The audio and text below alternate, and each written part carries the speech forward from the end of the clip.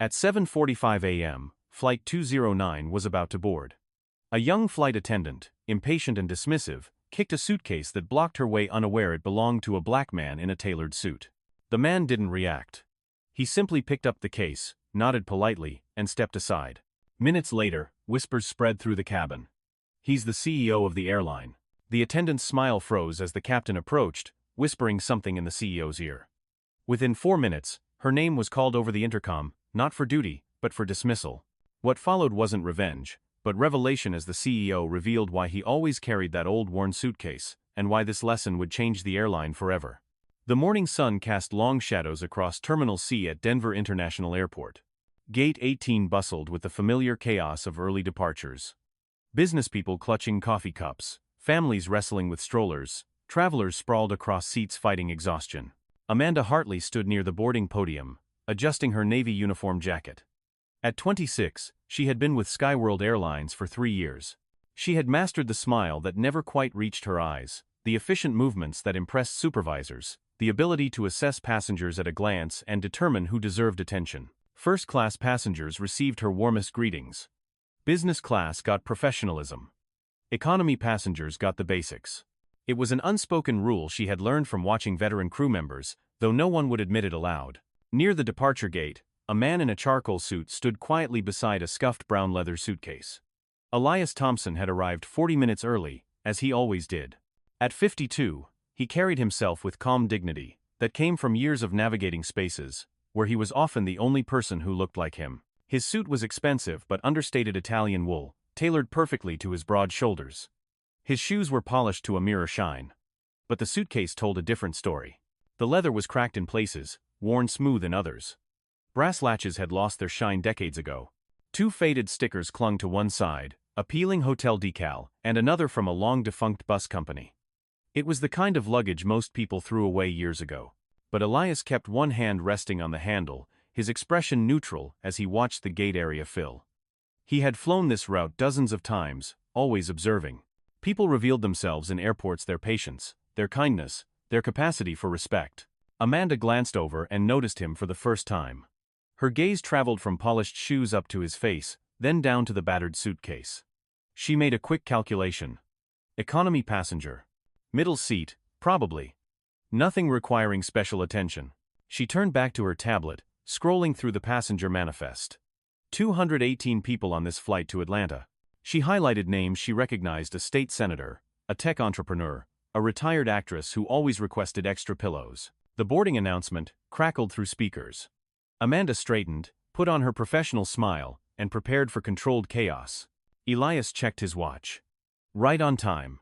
He picked up his suitcase and moved toward the forming line. The leather was warm in his hand, familiar. He had carried this case through 32 countries, across countless time zones. It had been with him through every major moment of the last 20 years. Amanda didn't look at him as the line began moving. She focused on scanning boarding passes, greeting passengers she deemed important, maintaining the efficiency her supervisors praised. She had no idea that in less than 10 minutes, everything she thought she understood about respect and judgment would come crashing down. Boarding moved with mechanical precision. First-class passengers filed through, most acknowledging Amanda's bright greeting with polite nods. She knew their patterns. Mr. Brennan always asked for tomato juice. Mrs. Chen needed help storing her carry-on. These details separated good attendants from great ones. Business class followed a steady stream of suits and laptops. Amanda's smile remained fixed, responses automatic. Welcome aboard. Enjoy your flight. Let me help you with that. As economy boarding began, the pace quickened. Families jostled past, children asking questions, parents juggling bags and tickets. Amanda's patience began wearing thin. She glanced at her watch. 2 minutes behind schedule. Elias Thompson waited his turn in the economy line, his old suitcase at his side. He wasn't bothered by the wait. Rushing through airports only increased stress without improving outcomes. He watched Amanda work, noting subtle shifts in her demeanor as different passengers approached. A young mother struggled with a stroller and bags. Amanda pointed toward the gate, without offering help. An elderly man moved slowly with a cane. Amanda tapped her tablet impatiently until he passed. A teenager with headphones didn't hear her greeting. Amanda's smile tightened into something sharp. When the line stalled, Elias stepped aside to give a family more room. He set his suitcase down parallel to the wall, careful not to block foot traffic. The placement was deliberate, out of the way, but within arm's reach. Amanda finished scanning a ticket and looked up. But the line had a gap. She moved forward to check the holdup and nearly tripped over something. The old brown suitcase. Her ankle caught the corner, throwing her slightly off balance. She caught herself on the podium, cheeks flushing with embarrassment and instant irritation. Several passengers had seen her stumble. Without looking to see whose bag it was, Amanda drew her foot back and kicked the suitcase aside. The leather case scraped across the floor with a harsh sound that made people turn their heads. It came to rest against a trash bin, one corner now dented from impact. "Please keep your things out of the way," she said loudly, her voice sharp with annoyance. Elias had been checking his phone, confirming a meeting time. He glanced up at the sound, saw his mother's suitcase lying on its side several feet away. For a moment, something flickered behind his eyes, not anger, but a deep, weary sadness that came from witnessing this same pattern countless times before. He walked over calmly, bent down, and lifted the suitcase upright. He checked the corner where it had struck the trash bin, running his fingers over the new dent. Then he turned to face Amanda. Their eyes met for exactly 3 seconds. He said nothing. No accusation. No complaint. He simply nodded once, a gesture that somehow conveyed both acknowledgement and something Amanda couldn't quite identify. Then he stepped back to his place in line, the suitcase once again at his side. Amanda felt strange discomfort in that moment, though she couldn't explain why. The man hadn't yelled or demanded an apology. He hadn't made a scene, but something in his silent dignity made her feel as if she had done something worse than simply moving an inconveniently placed bag. She shook off the feeling and returned to her station. Just another passenger. Just another moment that would be forgotten before takeoff. But Marcus Chen, a flight attendant working the opposite aisle, had witnessed the entire exchange. He had been with Skyworld for 12 years, long enough to recognize trouble when he saw it. He moved closer to Amanda, keeping his voice low. "Do you know who that is?" he asked, nodding subtly toward Elias. Amanda barely glanced over. "Should I?" Marcus's expression grew serious. "Amanda, that's... I don't have time for guessing games, Marcus." Amanda cut him off, already turning to the next passenger. "We're behind schedule." Marcus opened his mouth to say more, then closed it. He had tried. What happened next would be Amanda's responsibility now. 3 rows behind Elias, a woman in her 60s named Dorothy Palmer had watched everything unfold. She was a retired schoolteacher who had taught for 40 years in Atlanta, and she had developed a keen sense for recognizing disrespect. She leaned toward her husband.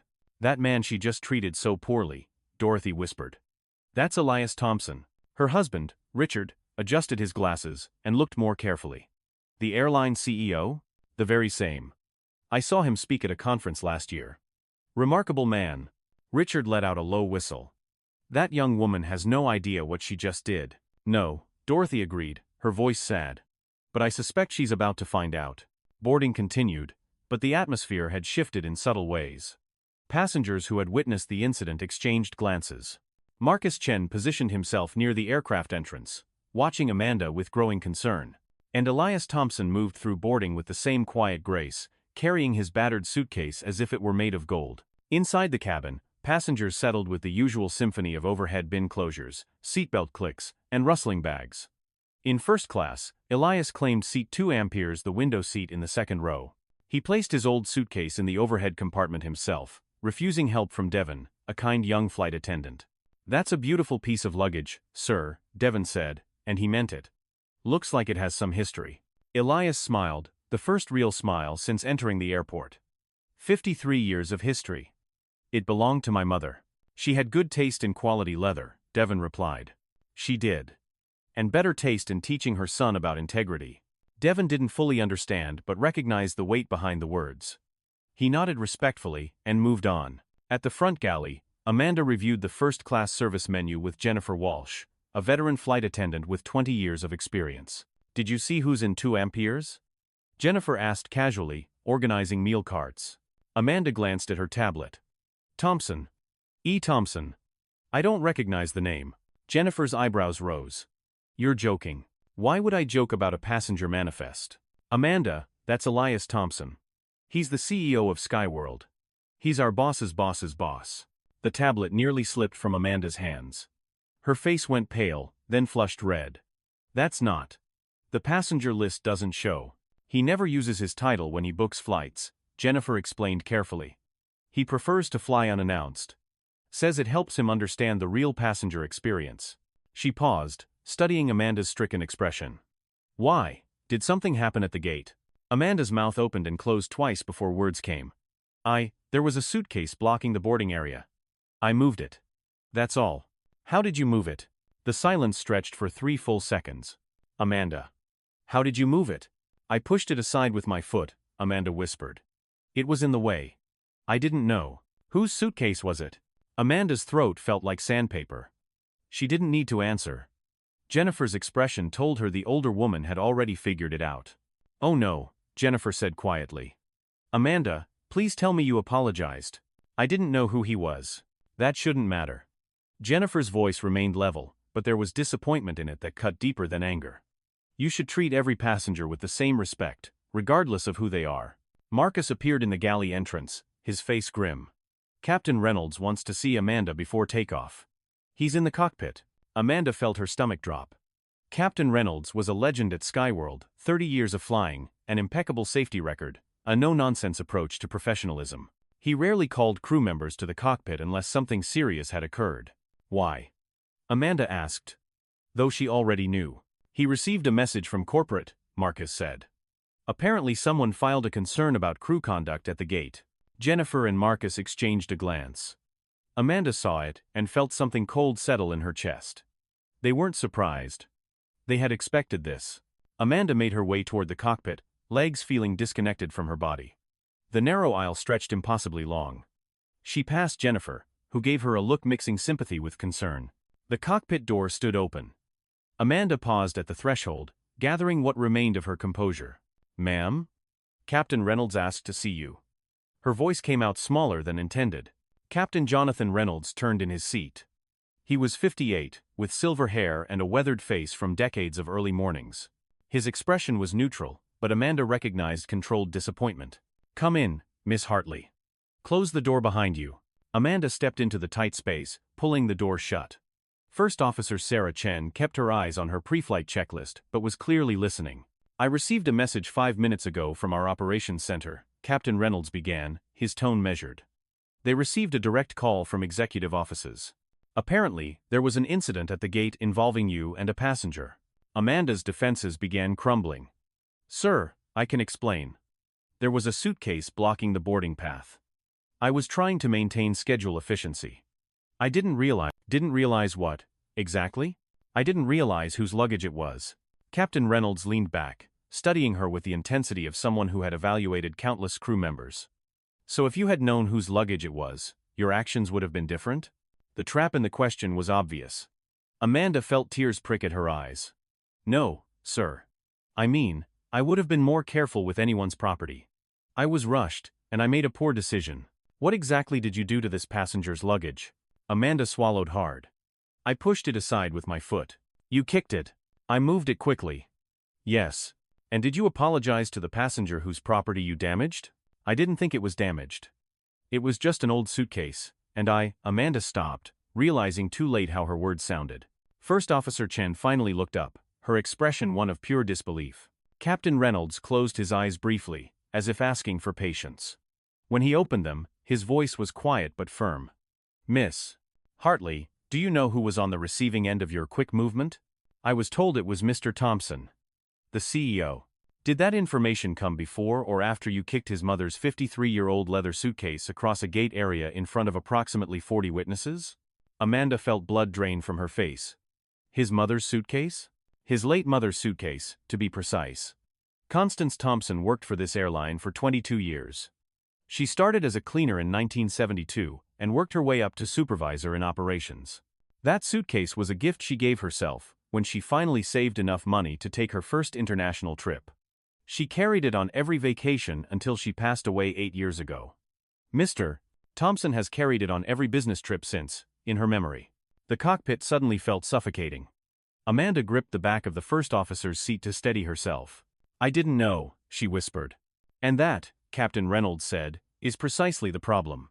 You treated a passenger with disrespect not because of what you knew, but because of what you assumed.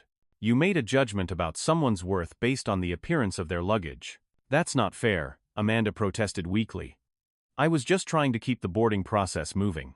By destroying someone's property instead of taking 3 seconds to ask them to move it? Amanda had no response. The captain's radio crackled with a message from the tower. He acknowledged it, then turned back. Mr. Thompson is currently in seat 2 amperes. When boarding is complete, he has requested a brief word with the senior crew member on this flight, which would be me. However, he has also specifically requested your presence at that conversation. Amanda's heart hammered against her ribs. He wants to speak with me? He does. And Miss Hartley, I suggest you think very carefully about what you're going to say, because your career with this airline depends on the next 10 minutes of your life. The captain turned back to his instruments, a clear dismissal. Amanda backed out of the cockpit on shaking legs. In the galley, Jennifer was waiting. She took one look at Amanda's face and guided her to the small crew rest area. Breathe, Jennifer instructed. Just breathe. He's going to fire me, Amanda said, her voice breaking. The CEO is going to fire me on this plane, in front of everyone. You don't know that. You didn't see the captain's face. You didn't hear what I did. Amanda pressed her palms against her eyes. That suitcase belonged to his mother. His dead mother. And I kicked it like it was garbage. Jennifer was quiet for a moment. Then you need to apologize. Not because he's the CEO. But because you genuinely understand that what you did was wrong. I do understand. Do you? Because 5 minutes ago, you were justifying your actions by saying it was just an old suitcase. That's not understanding. That's excuse-making. The truth hit like a physical blow. Amanda had spent 3 years building a career on efficiency and polish, on knowing which passengers deserved attention and which could be processed quickly. She had confused service with servitude, respect with recognition. What do I do? Amanda asked. You face him. You apologize without excuses. And then you accept whatever consequences come. The boarding door sealed with a hydraulic hiss. The plane was ready. And in seat 2 amperes, Elias Thompson waited patiently for a conversation that would change at least one life forever. Captain Reynolds emerged from the cockpit, moving through first class with practiced ease. When he reached row 2, he bent down slightly. Mr. Thompson, we'll be departing in about 6 minutes. Do you have a moment for that conversation now? Elias looked up from the document he had been reviewing on his tablet. Of course, Captain. I appreciate you making the time. Should we step into the galley? No need for privacy, Elias said calmly. This concerns everyone on this aircraft. We can speak right here. The captain straightened, then turned toward the front galley. Through the partition, Amanda stood frozen, her face pale. Jennifer gave her a gentle push forward. Go, Jennifer whispered. With dignity, Amanda forced her legs to move. She walked down the aisle, acutely aware that passengers had begun noticing something unusual. Conversations quieted. People looked up from phones and books. She stopped beside Captain Reynolds, hands clasped in front to hide their trembling. Elias Thompson looked at her directly. His eyes were kind but penetrating, the eyes of someone who had spent a lifetime learning to read character in moments of pressure. Miss Hartley, he said, his voice carrying clearly through first class. Thank you for joining us. Sir, Amanda started, but Elias raised one hand gently. Before you speak, I'd like to ask you a question. And I need you to be completely honest, not with me, but with yourself. He paused. When you saw me standing at the gate with my old suitcase, what did you think? Amanda's first instinct was to lie, to offer some sanitized version. But something in Elias's expression told her this man would see through any deception instantly. I thought you were an economy passenger, she admitted, her voice barely above a whisper. I thought your luggage looked old and worn. I thought. She swallowed hard. I thought you weren't someone I needed to pay special attention to. Several passengers in nearby rows stopped even pretending not to listen. Dorothy Palmer, seated further back, leaned forward in her seat. And when my suitcase was in your way. Elias continued. I was frustrated. I was worried about staying on schedule. I moved it without thinking about whose it was, or what it might mean to someone. You kicked it, Elias said quietly. The words weren't accusatory, just factual. Yes, sir. I kicked it. And Amanda's voice cracked. I'm so deeply sorry. Captain Reynolds told me it was your mother's suitcase. I had no right to treat anyone's property that way, regardless of how it looked or who it belonged to. Why are you sorry, Miss Hartley? The question caught her off guard. Because I was disrespectful. Because I damaged something that had sentimental value. Are you sorry because you hurt me? Or because you got caught? Amanda felt as if the floor had disappeared. It was the same question she had been avoiding since learning who Elias was. Every instinct screamed at her to say the right thing, to craft the perfect apology that would save her job. But standing in front of this man who radiated quiet authority and undeniable integrity, she found she couldn't lie. "I don't know," she whispered. "I want to say I'm sorry because I hurt you. But if I'm completely honest, I think I'm mostly terrified because you're the CEO and I might lose my job." The cabin was utterly silent. Elias nodded slowly. "Thank you for that honesty." It took courage. He reached up and pulled his mother's suitcase from the overhead bin, settling it on his lap. His hands ran over the scuffed leather with obvious affection. The new dent from the trash bin was visible on the corner. "This suitcase," he began, his voice carrying to passengers who were now openly watching, "was purchased in 1972 by my mother with money she had saved for 3 years. She worked as a cleaning person for an airline. She would start her shifts at 4 in the morning, cleaning cabins after red-eye flights. She would scrub lavatories, vacuum aisles, and empty trash bins that passengers left overflowing." Amanda felt tears burning in her eyes. One day, Elias continued, she was working at a gate area, trying to finish before the next wave of passengers arrived. She had set her lunch bag down while she cleaned. A gate agent, in a hurry and annoyed by the obstacle, kicked her lunch bag aside. It split open. Her carefully packed sandwich, the apple she had brought from home, her thermos of coffee all spilled across the floor. His voice remained steady, but there was an undercurrent of old pain beneath the calm surface. The gate agent didn't apologize. Didn't help her clean it up. That agent saw a cleaning woman with a cheap lunch bag and decided that this person's property and dignity didn't matter. Elias looked up at Amanda. "Do you know what my mother did?" Amanda shook her head, unable to speak. She cleaned up the mess in silence. She worked the rest of her shift hungry. And that night, she came home and told me, "Elias, someday, when you're in a position to make decisions, remember that how you treat people when you have power over them defines who you really are." He set the suitcase on the floor beside his seat and stood up, his tall frame commanding the space. "This suitcase represents every time my mother chose dignity over bitterness. Every time she treated people with respect even when they didn't respect her.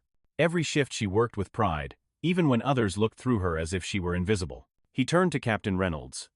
"Captain, I'd like to address all passengers on this flight, if you'll permit it." Reynolds nodded, reached for the PA handset, and passed it to Elias. Elias pressed the button, his voice carried through every cabin. "Good morning, everyone. My name is Elias Thompson, and I'm the CEO of Skyworld Airlines. I apologize for the delay, but something happened this morning that I believe is important for everyone to hear about." In economy, passengers looked at each other in confusion and curiosity. Dorothy Palmer smiled slightly, recognizing what was coming. "A few minutes ago, one of our flight attendants treated me with disrespect. She made a quick judgment about who I was based on my appearance and my luggage, and she acted in a way that damaged my property and my dignity." He paused. "But this isn't about me. It's about every passenger who has ever been treated as less important because they didn't fit someone's idea of what a valued customer looks like." Amanda closed her eyes, tears streaming down her cheeks now. "This attendant has apologized, and I believe she's beginning to understand the impact of her actions. But an apology isn't enough. Real change requires consequences and learning." He released the PA button and turned to Amanda directly. "Miss Hartley, you're being removed from this flight. You will not continue to Atlanta with us today." Amanda's knees buckled slightly. Captain Reynolds steadied her with a hand on her elbow. "However," Elias continued, "you're not being fired." Amanda's head snapped up, her expression stunned. "You're being placed in our intensive retraining program. For the next 90 days, you will not work as a flight attendant. Instead, you'll work in every entry-level position this airline has. You'll clean aircraft cabins. You'll load luggage.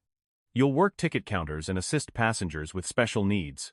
You'll learn what this company looks like from the perspective of people who are often invisible to those in customer-facing roles."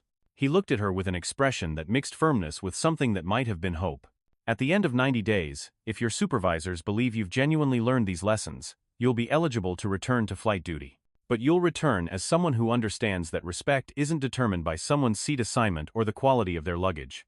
Amanda couldn't speak. She could only nod, tears blurring her vision. Before anything else could be said, Dorothy Palmer stood up in the back of first class.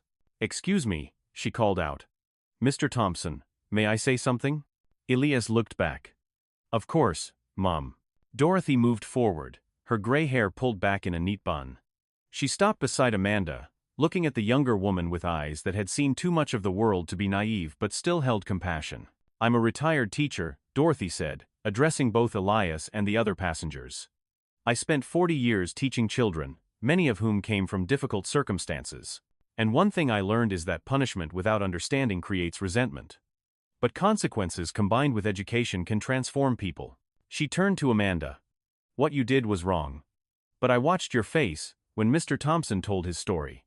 I saw genuine remorse, not just fear of consequences. That's the starting point for real change." Amanda's tears flowed freely. Dorothy squeezed her hand briefly before returning to her seat. The gesture broke something open in Amanda. She turned to Elias. "Mr. Thompson, I don't deserve your mercy. I don't deserve this second chance. But I promise you, I swear to you that I will use these 90 days to become someone who honors what your mother taught you." Elias studied her for a long moment. "I'm going to hold you to that promise, Miss Hartley." "Yes, sir."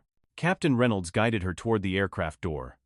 As Amanda passed through first class, she noticed many passengers watching with expressions ranging from curiosity to what might have been encouragement. Marcus Chen waited by the door. "This company needs people who can learn and grow," he said softly. "I hope you'll be one of them." "Thank you, Marcus," Amanda whispered. As she stepped into the jetway, she turned back for one last look. Elias Thompson sat calmly in his seat, hand resting on that weathered brown suitcase. Their eyes met across the distance, and he gave her a single nod, not of forgiveness, but of acknowledgement.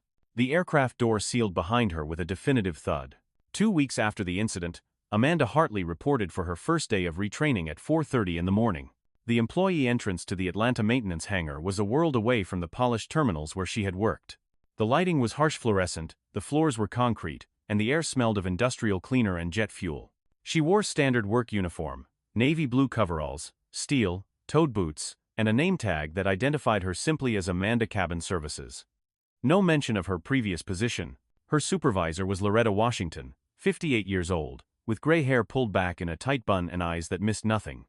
Loretta had worked cabin services for 32 years. "You're here to learn," Loretta said, her voice matter of fact. "Not to serve time. Not to check boxes. To actually learn what it means to keep this airline running from the ground up. You understand that?" "Yes, Mom," Amanda replied. "Don't call me ma'am. I'm Loretta. You're Amanda. We work together, we respect each other, we get the job done." Loretta led Amanda through the hangar to where 2 aircraft sat waiting for deep cleaning after overnight flights. 4 other workers were gathering equipment.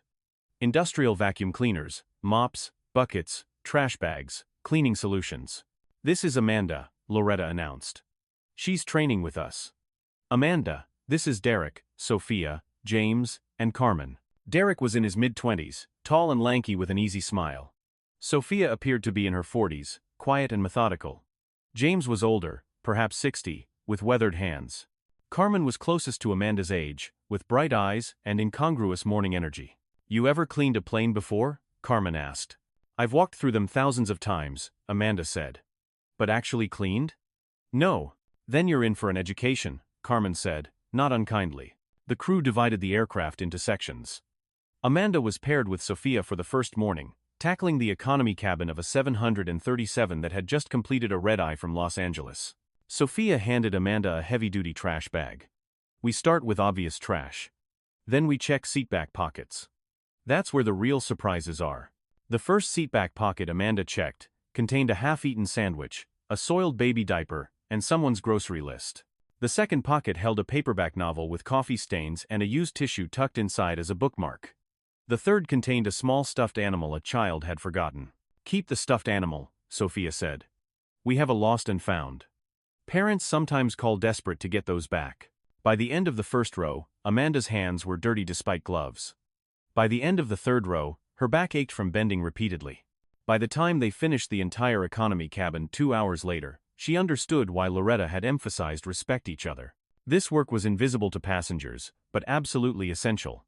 Without it, every flight would be a health hazard and an uncomfortable mess. During the crew's 15-minute break, Amanda sat on an equipment crate next to Derek, gratefully drinking water. "How you holding up?" Derek asked. "I'm tired, and we've only done 1 plane," Amanda admitted. "You get used to it. The physical part gets easier. But the being invisible part, that's harder to get used to." He paused. "You were a flight attendant before this, right?" Yes. Can I ask you something without being rude? Go ahead. When you walked through a cabin that looked like the one we just cleaned, did you ever think about who cleaned it? Amanda was quiet, then answered honestly.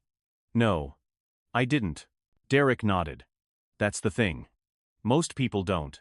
We're here at 4 in the morning making sure the cabin is perfect, and most passengers never even consider that someone had to do that work. I'm not complaining, it's a good job, and Loretta runs a good crew.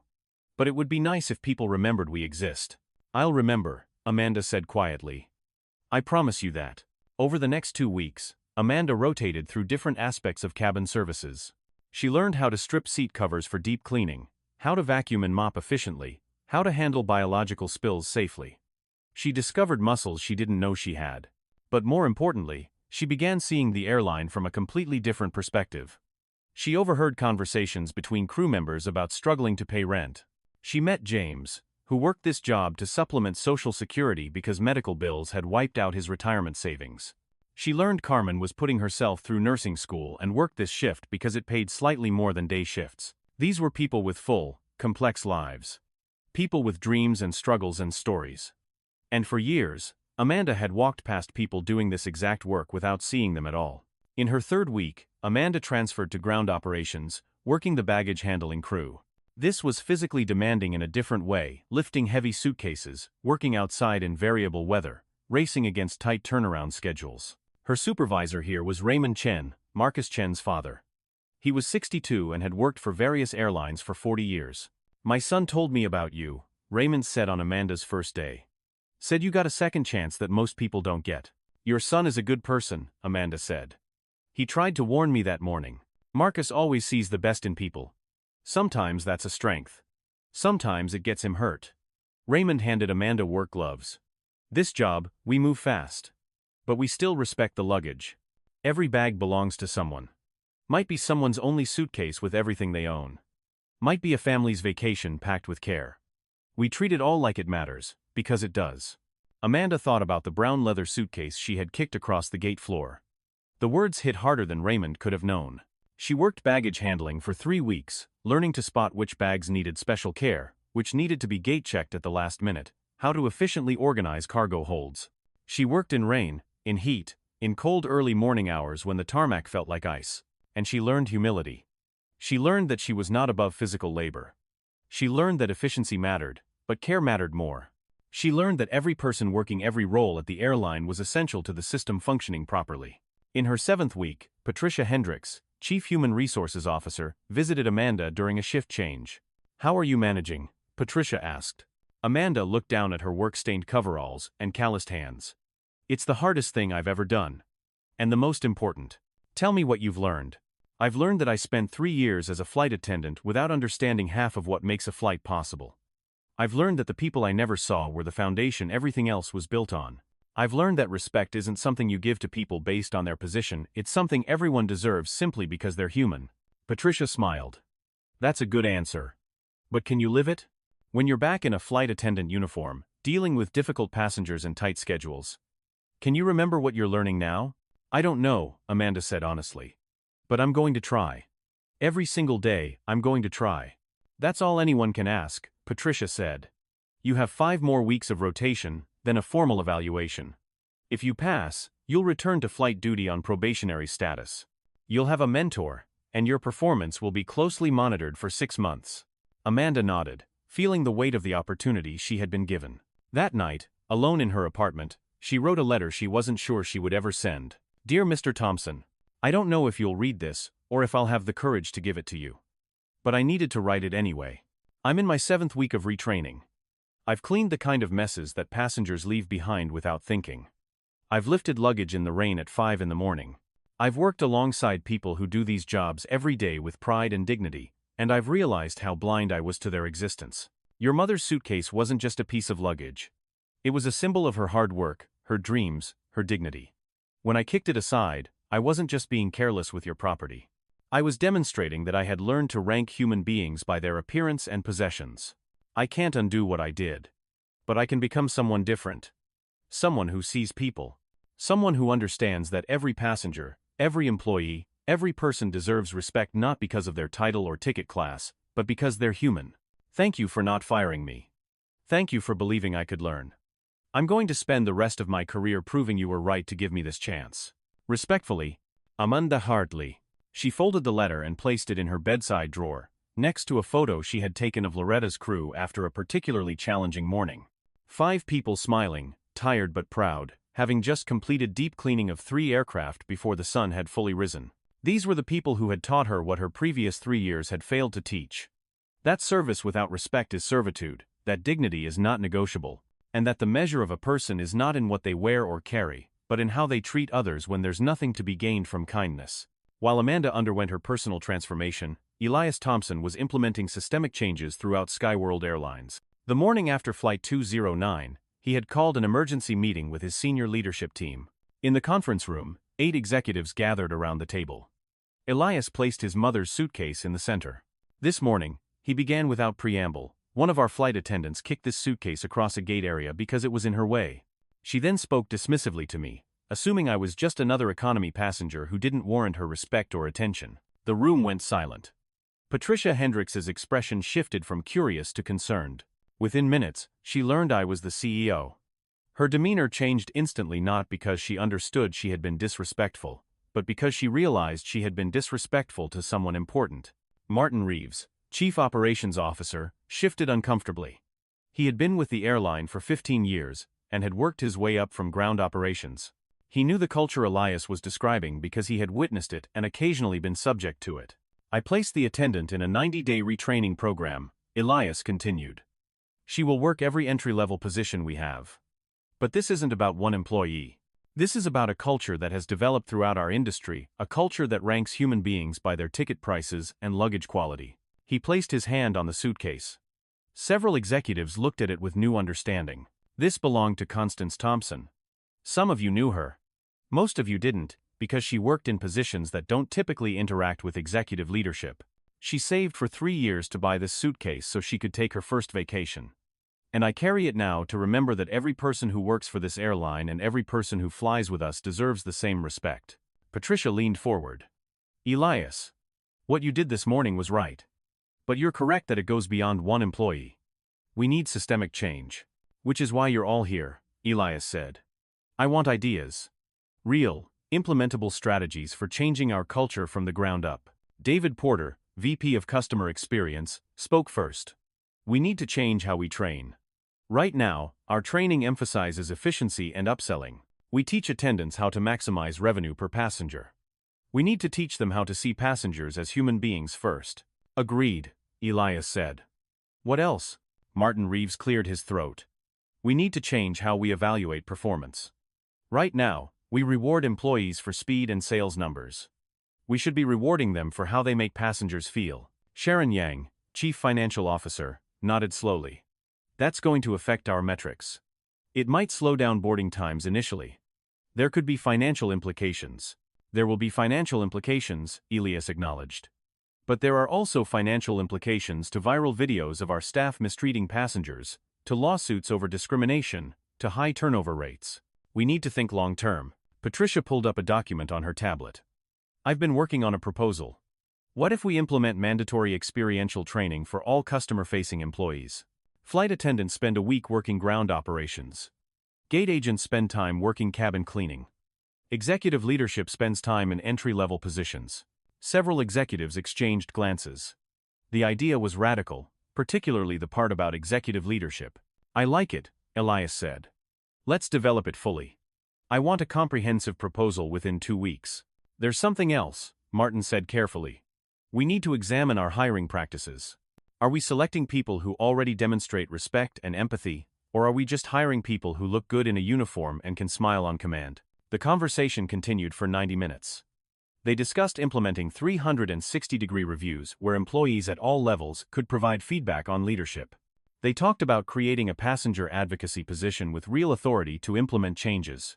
And the experiential training should be mandatory for executives, Elias said firmly. Starting with me. If we're asking flight attendants to work entry-level positions, I need to be willing to do the same. Sharon Yang looked up from her notes. You want the CEO of the airline to work as a cabin cleaner? My mother did it for 22 years with dignity and pride, Elias replied. I think I can manage it for a few shifts. And if I can't, then I have no business leading this company. The room fell silent as the full weight of his commitment settled over the group. Patricia smiled. If you're serious about this, we'll have every employee in this airline talking about it within 48 hours. That kind of leadership by example is powerful. I'm completely serious, Elias said. Schedule me for cabin cleaning next week. 4 a.m. shift, just like my mother used to work. 2 weeks later, Elias Thompson reported to the maintenance hangar at 4:15 in the morning. He wore the same navy coveralls Amanda had worn, the same steel-toed boots. Loretta Washington met him at the entrance with an expression that mixed respect with curiosity. "Mr. Thompson," she said. "Ready to work?" "Call me Elias," he replied. "And yes, I'm ready to learn." Loretta introduced him to her crew, who were clearly both nervous and impressed that their CEO was joining them. But Loretta ran a no-nonsense operation, and within 10 minutes, everyone was focused on the work. Elias worked alongside Derek, learning the systematic approach to cleaning an aircraft cabin. He picked up trash, checked seat back pockets, vacuumed floors. His back ached. His hands got dirty despite gloves. He discovered gum stuck under armrests, forgotten items wedged between seats, the lingering smell of spilled drinks that required special cleaning solutions. After 2 hours, during the cruise break, Derek offered him water. "How you holding up, sir?" Derek asked. "Call me Elias. And I'm holding up, though I have new respect for what you do every day." Derek smiled. "Your mother did this work, right?" "She did. For 22 years. I thought I understood what that meant, but I didn't. Not really. She must have been a strong woman. The strongest I ever knew," Elias said quietly.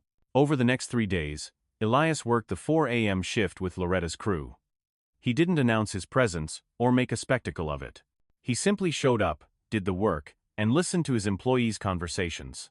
He learned about their struggles with childcare schedules, their concerns about healthcare costs, their pride in doing their jobs well despite feeling invisible. On his final morning, Loretta pulled him aside. "You know," she said, "in 32 years, I've never seen an executive do what you just did. Most of them tour the facilities during business hours, shake a few hands, take some photos, and leave. You actually worked." "Because the work matters," Elias replied. "And the people who do it matter. Your mother raised you right." "She did. And I'm trying to honor that, by building a company she would be proud of." News of Elias's cabin cleaning shifts spread through the airline like wildfire. Employees, who had been skeptical of corporate initiatives, suddenly paid attention.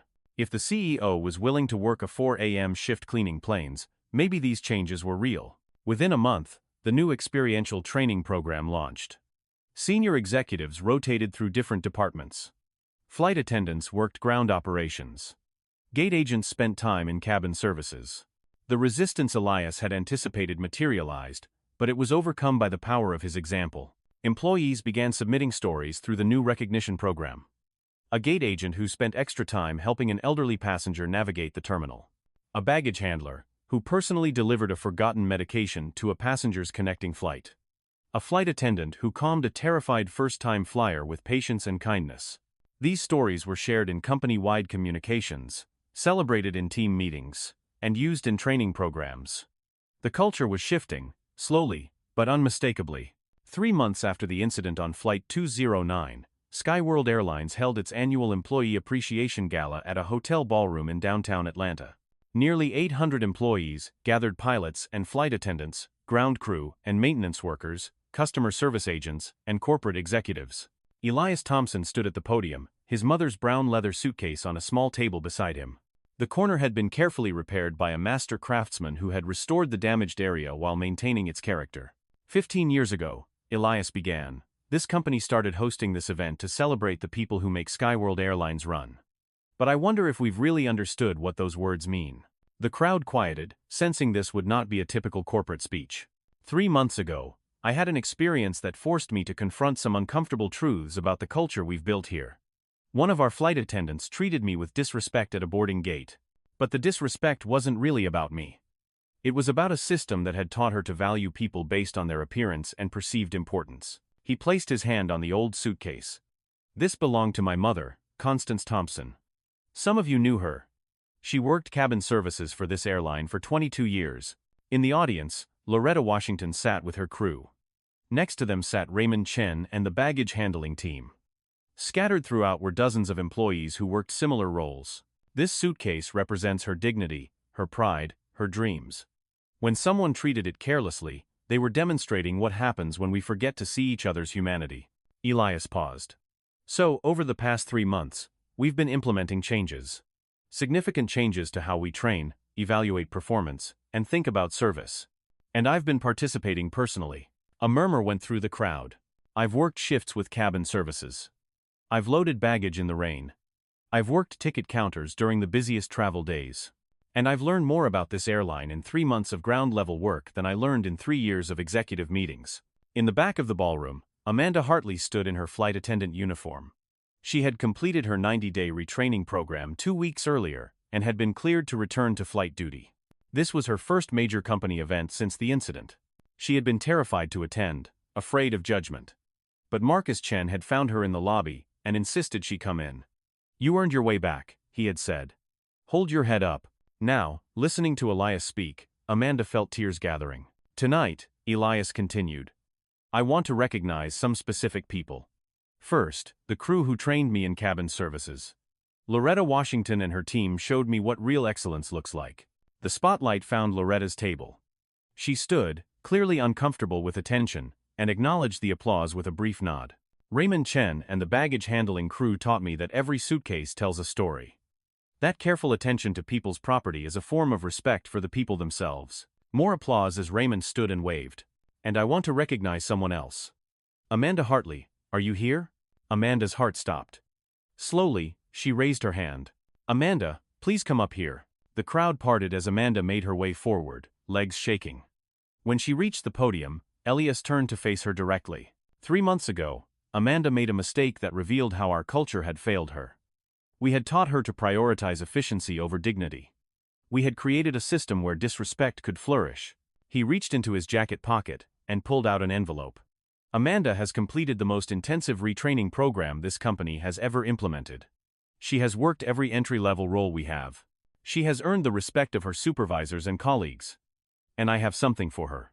He opened the envelope and pulled out a letter. "This is from Loretta Washington.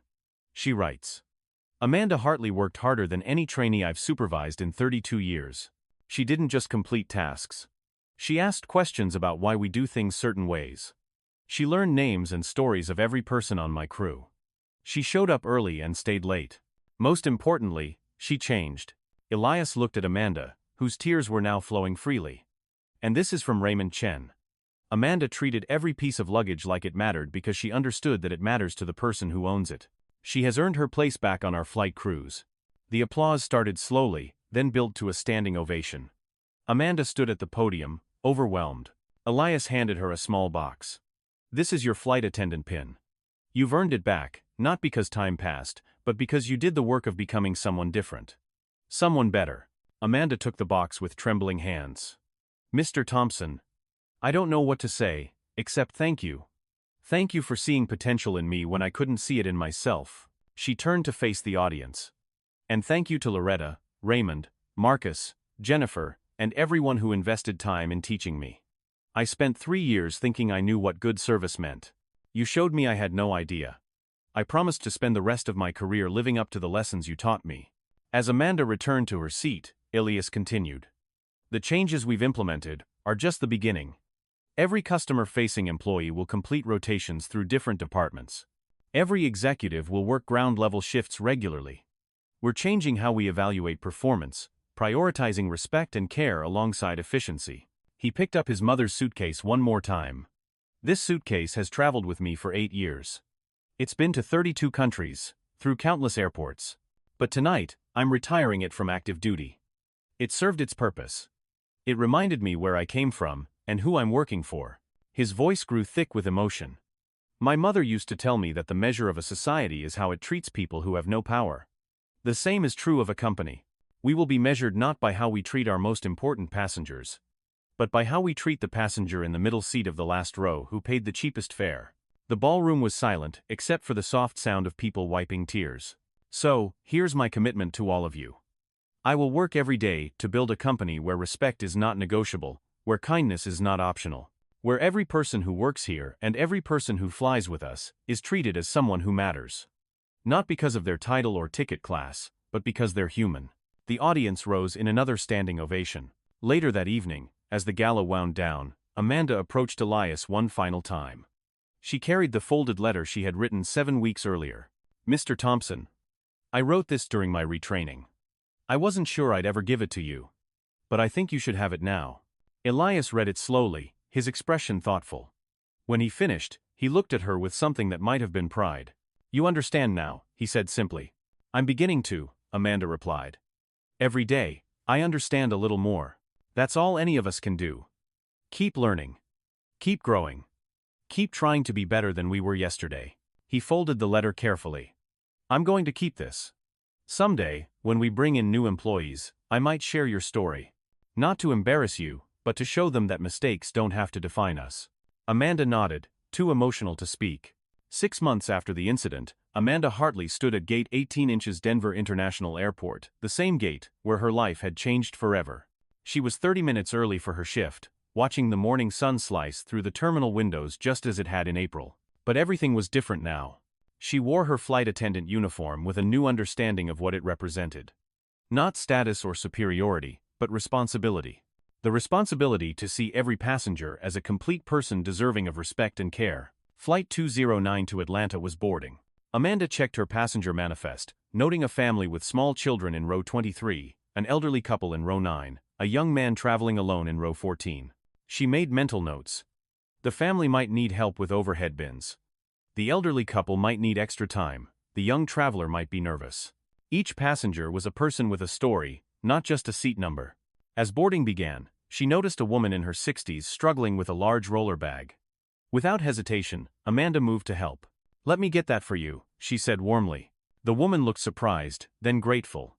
Thank you, dear. You're in 12B, window seat. Can I get you anything once everyone's boarded? You've already done more than enough, the woman replied. Thank you for your kindness. Marcus Chen worked the opposite aisle. He caught Amanda's eye and gave her a subtle thumbs up. They had worked dozens of flights together over the past months, and Marcus had become both colleague and friend. The boarding process continued smoothly. A businessman dropped his phone. Amanda picked it up before he could reach it. A child asked if the plane would fly through clouds. Amanda knelt to the little girl's level and explained how amazing it was to be above the clouds. These were small moments. Simple interactions. But Amanda had learned that service was built from thousands of small moments where you chose to see someone, to help someone, to make someone's day slightly better. Midway through boarding, she noticed a man in his early 50s standing near the gate, holding an old leather briefcase. He seemed uncertain, checking his boarding pass multiple times. Amanda approached him. Can I help you find your seat? The man looked relieved. This is my first time flying. My daughter lives in Atlanta, and she just had a baby. I wanted to be there, but I'm a little nervous. Amanda's heart went out to him. Flying can seem overwhelming the first time, but you're going to do great. You're in 14C, that's an aisle seat, which means easy access. Let me help you get settled.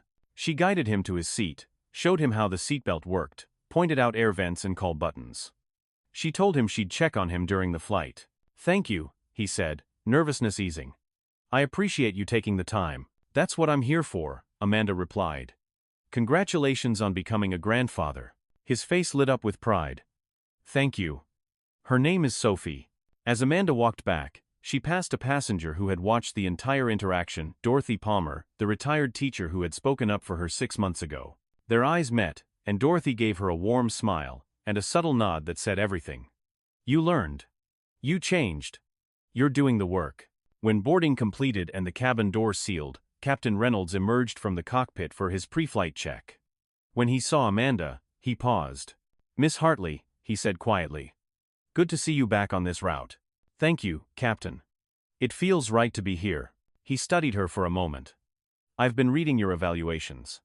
Your supervisor says you're one of the most attentive flight attendants she's ever worked with. I'm trying to, Amanda said. Every day, I'm trying to remember what I learned. Keep doing that, Reynolds said. The industry needs more people who understand what you understand now. The flight to Atlanta was routine in all the best ways. Amanda and Marcus worked seamlessly together, providing efficient service while maintaining genuine warmth. When the first-time flyer in 14C looked nervous during takeoff, Amanda stopped by to reassure him. When a passenger spilled coffee, she cleaned it without annoyance. When a child became fussy during descent, She distracted him with a story about seeing the city from the sky. These were the moments that mattered. Not grand gestures, but the steady accumulation of care and respect shown to one person after another. As the plane taxied to the gate, Amanda felt a deep sense of rightness. This was where she was supposed to be, doing what she was supposed to do. Not perfectly, she still made small mistakes, still had moments of frustration, but with intention and awareness. The passengers deplaned, many offering thanks as they passed. The first-time flyer stopped to shake her hand. "Thank you for making my first flight so comfortable. My daughter will appreciate that I arrived relaxed instead of stressed." "Give Sophie a hug from all of us," Amanda said with a genuine smile. When the last passenger had exited, Amanda and Marcus began their post-flight checks. As they worked, Marcus spoke quietly. "You know, I've worked with a lot of flight attendants over the years. Some are efficient. Some are friendly. But very few are both. And even fewer genuinely care about every single passenger the way you do now." "I learned from the best," Amanda said, thinking of Loretta, Raymond, Jennifer, and all the people who had invested in her transformation. "You did more than learn," Marcus replied. "You changed. That's rare." As they prepared the cabin for the next flight, Amanda caught sight of her reflection in one of the windows. She looked the same as she had 6 months ago, same uniform, same blonde hair pulled back neatly, same professional appearance. But she was completely different. She had been broken down and rebuilt, not through punishment, but through education. She had walked in shoes she never knew existed, seen perspectives she had been blind to, learned lessons that couldn't be taught in a classroom. She thought about Elias Thompson's mother, whom she had never met but felt she knew. Constance Thompson had cleaned planes for 22 years, carrying herself with dignity even when others failed to recognize it. She had saved for 3 years to buy a leather suitcase. She had taught her son that respect wasn't something you gave based on title, but something you recognized as already belonging to everyone. And through one painful lesson and 3 months of hard work, she had taught Amanda the same thing. Amanda's phone buzzed with a text from Jennifer Walsh. "Heard you had a great flight today. Proud of you. Keep it up." Amanda smiled, feeling warmth spread through her chest. She had found her purpose again, but this time it was built on a foundation of genuine understanding rather than shallow performance. She had learned that the old brown suitcase Elias carried wasn't just luggage. It was a reminder that dignity belongs to everyone, that respect isn't earned through appearance or status, and that the truest measure of character is how you treat people when you have nothing to gain from treating them well. As she left the aircraft and walked through the terminal toward her next assignment, Amanda carried those lessons with her. Not in a physical suitcase, but in the way she saw people, in the choices she made with every interaction, in the commitment she had made to honor the second chance she had been given. The gate area bustled with new passengers preparing to board. Amanda took a deep breath, straightened her uniform, and prepared to serve. Not because she had to, but because she understood now what service truly meant. It meant seeing people. All people.